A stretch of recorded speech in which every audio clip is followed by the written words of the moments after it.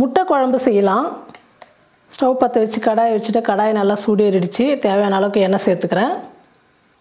எண்ணெய் காஞ்சிடுச்சு. கடுகு சேர்த்துக்கிறேன். 3 பச்சை மிளகாய் 2 கட் பண்ணிக்கிட்டு அந்த பச்சை மிளகாய் சேர்த்துக்கிறேன். ஒரு சின்னதாக ஒரு 4 வெங்காயம் எடுத்து பொடியாக நறுக்கிக்கிட்டு அந்த வெங்காயம் சேர்த்துக்கிறேன்.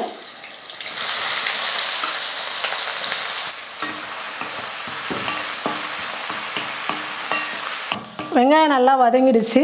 ஒரு பெரிய தக்காளி எடுத்து நீல வாக்கால் கட் பண்ணிக்கிட்டு அந்த தக்காளி சேர்த்துக்கிறேன்.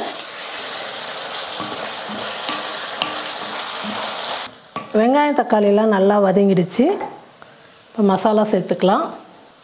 மிளகாய்த்தூள் 1 டீஸ்பூன், தனியாத்தூள் 1 டீஸ்பூன், கரம் மசாலா 1/4 டீஸ்பூன், மஞ்சள் தூள் 1/4 டீஸ்பூன், தேவையான அளவுக்கு உப்பு சேர்த்துக்கலாம். மசாலாலாம் சேர்த்து 1 நிமிஷத்துக்கு நல்லா வதக்கிக்கலாம். இப்போ கொஞ்சமாக தண்ணி சேர்த்துக்கிறேன்.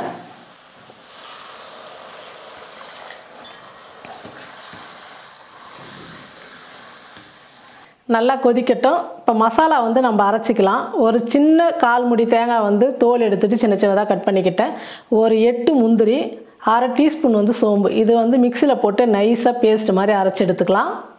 இப்போ நம்ம அரைச்ச விழுது சேர்த்துக்கலாம்.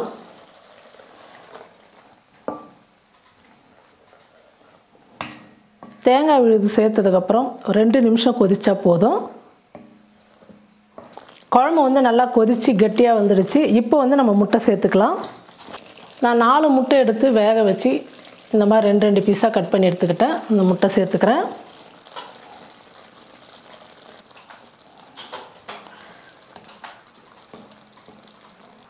முட்டை சேர்த்ததுக்கப்புறம் 1 நிமிஷம் மட்டும் கொதிச்சா போதும்.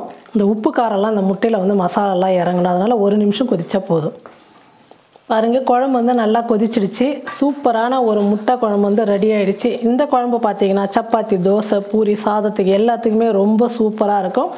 நீங்களும் உங்கள் வீட்டில் இந்த மாதிரி முட்டை குழம்பு செஞ்சு பார்த்துட்டு எப்படி இருக்குன்னு சொல்லிட்டு மறக்காமல் கமெண்ட் பண்ணுங்கள், ஷேர் பண்ணுங்கள்.